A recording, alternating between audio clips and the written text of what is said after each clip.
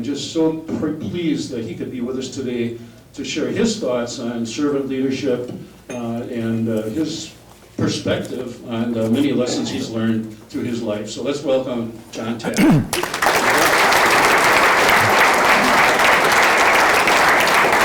that was amazing that you've internalized all that. Yeah, thank you. Appreciate that.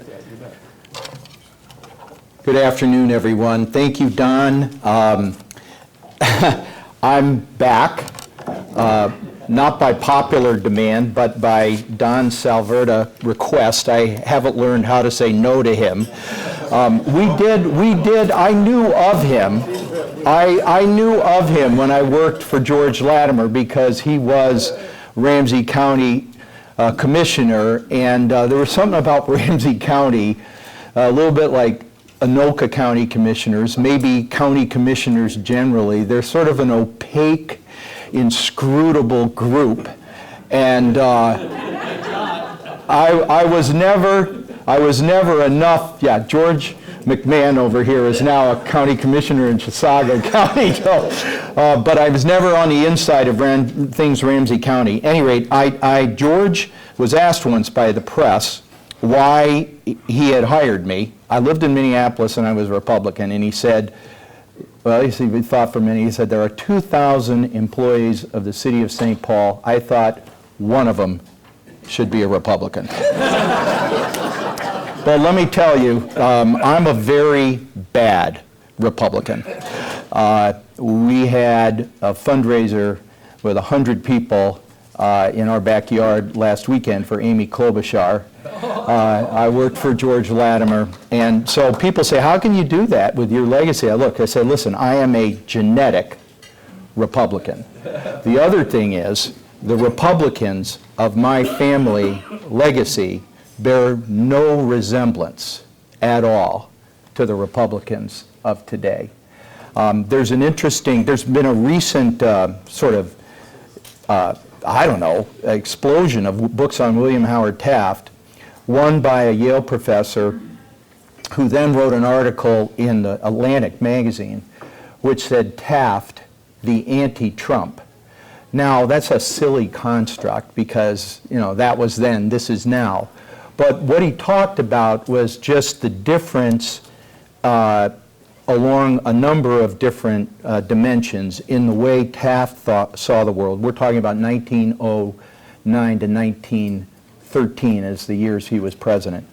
The differences in the way they saw the world, the most interesting of which today was the different view they had of the presidency. My great-grandfather was a constitutional minimalist when it came to the role of the presidency and the executive branch in democracy. And he was quoted as saying that it was always the restrictions and limitations imposed on him by the Constitution that struck him more than the powers conferred on him by the Constitution. And night and day difference from what we have today. But if you think about it, it wasn't just Trump. Trump is just the latest in a long line of presidents who have believed in an imperial presidency and have tried to push the limits of presidential power.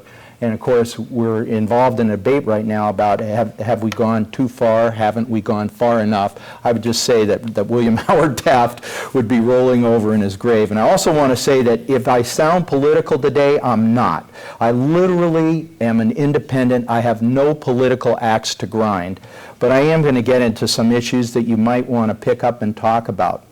One other thing I want to say is that the company I work for today, Robert W. Baird, is based in Milwaukee, but I'm proud to say up here in Roseville, in the orbit of Ramsey County and St. Paul, we are opening up a St. Paul office this summer, and we're going to have George Latimer and Chris Coleman and Mayor Carter all come to the open house, and it's exciting. I think it's a great place for us to be, and I look forward to being able to go back downtown and make mischief, as I did in the days when George McMahon was running around St. Paul. And we did some great things together. So I'm going to talk, yes, about servant leadership, but I'm really going to talk about stewardship, which is the title of my first book, written in 2012. The full title was Stewardship: Lessons Learned from the Lost Culture of Wall Street. So there are really two purposes to the book. The first one was for participants in the financial services industry, and it was really, the point was to prove or to make the point that a failure to stay in touch with the core principle of stewardship was one of the things that contributed to the financial crisis. But what is stewardship, anyways? Well, it's a secular and a religious concept. You read about it a lot in the Bible. We are stewards of God's dominion, the earth, for as long as we're on it. And there's also a secular use of the word, which is, is back in the day when the king or queen went abroad to fight a war or find a spouse. Stewards of the kingdom manage the kingdom in his absence. So if you go to the definition I like best is actually in Wikipedia. Stewardship there is defined as responsibly managing what others have entrusted to your care. And if you think about it, nothing could be a better principle upon which the financial services industry should be based. And we lost touch with that. We stopped, we forgot that in finance, we're supposed to be a means to greater ends. We're supposed to be a facilitator of economic activity. We're supposed to match people who have money or institutions who have money, they're called investors, with organizations, public, private, and not-profit, that need capital and can put it to productive use, making a better world for all of us. And we're supposed to connect the two in a way that manages the risks of doing that and leaves everybody better off than they would without a financial services industry. That's what we're supposed to do. That's the role finance is supposed to play in society. We are supposed to be means to other ends. And what happened was we started thinking of ourselves, and most of the book is about this. There are lots of reasons for why we did it, as means to our own ends. So we started looking at finance as a way to enrich ourselves and our shareholders and so forth. And so what I wanted to say is, well, let's take the financial crisis and let's use it as a case study for what happens when we lose touch with our stewardship values. That happened in finance. And now let's look at other areas. So that was part of the book, and most of it was about that.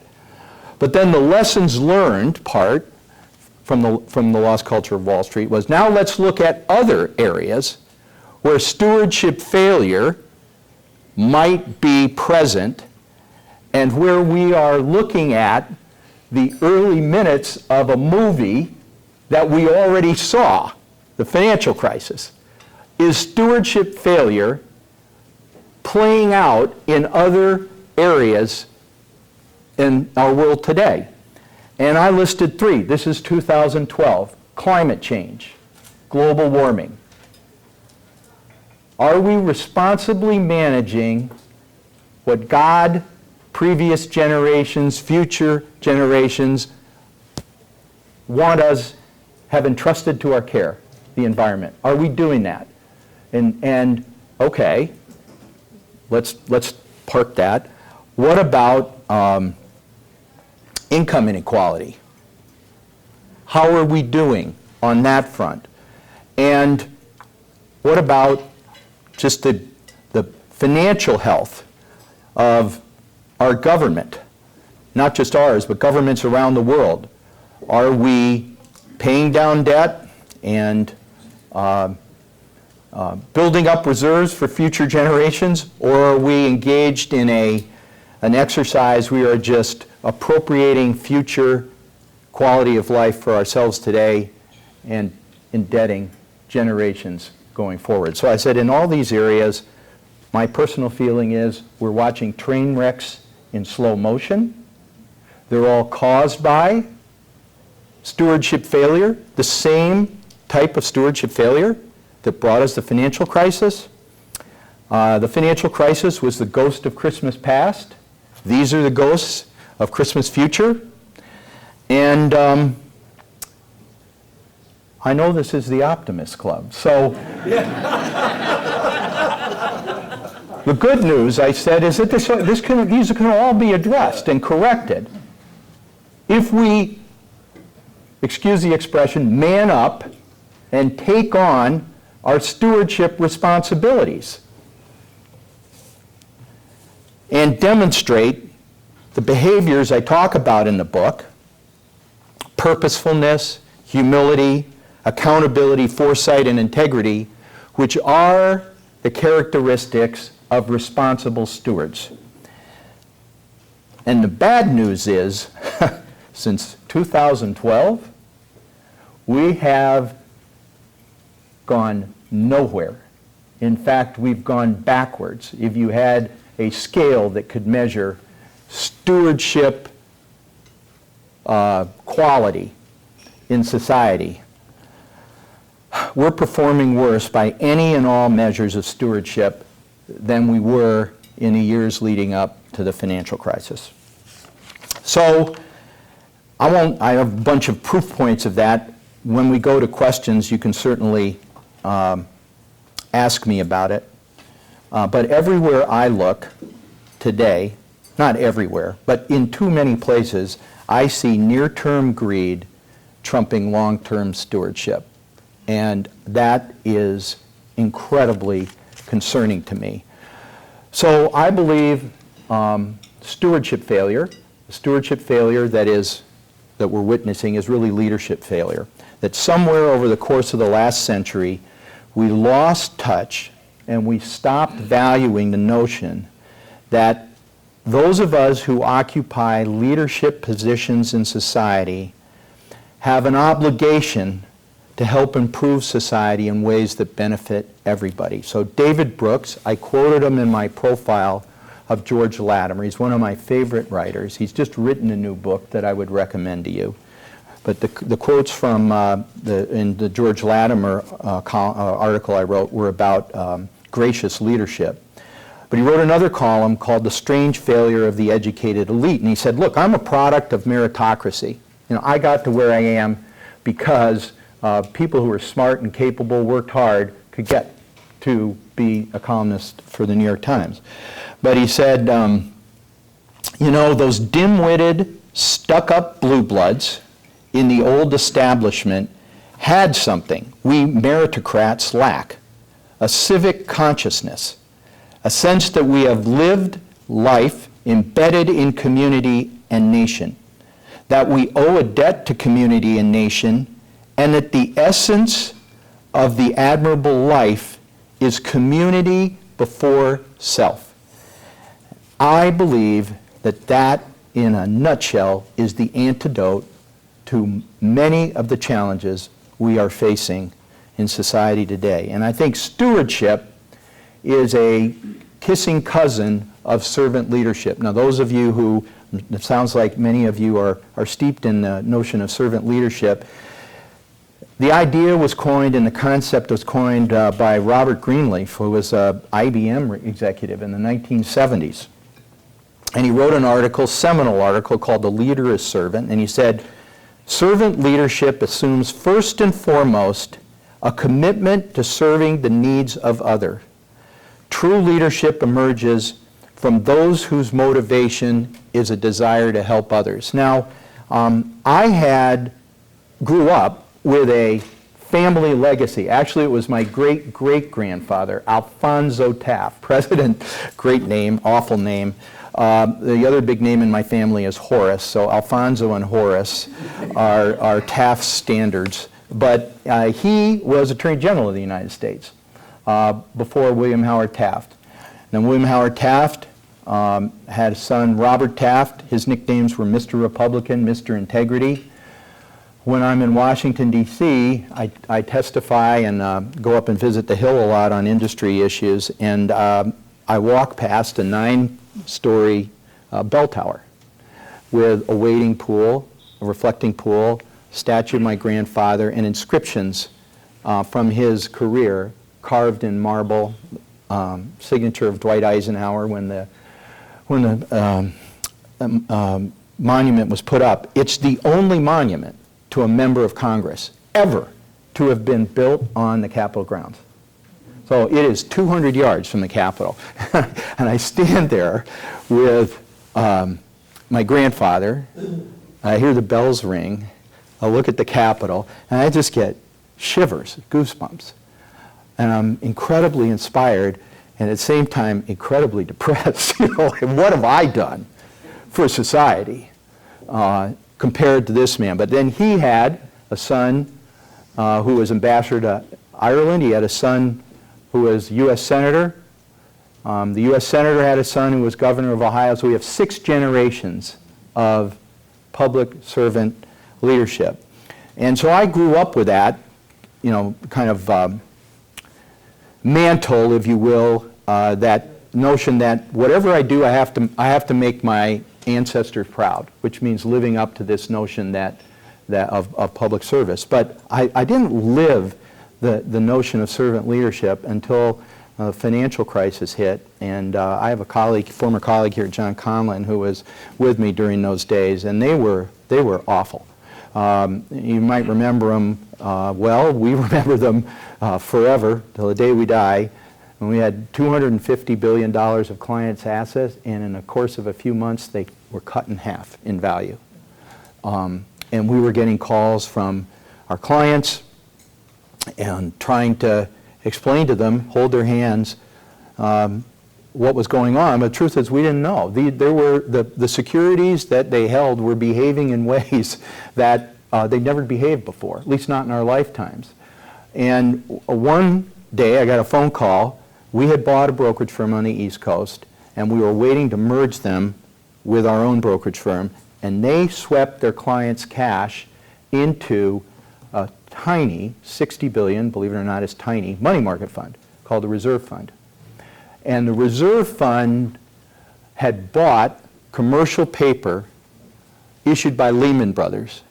And so the date, the weekend that Lehman Brothers went bankrupt, the Reserve Fund valued their portfolio, and they were not able to guarantee shareholders who had put money in that they would get $1 back for every dollar they put in the fund. And that literally was the moment that the global financial system stepped to the brink. We literally, people don't know how close we came to everything freezing up, because funds like the Reserve Fund, of how big corporations like GE or Bank of America borrow on a daily basis and fund their operations.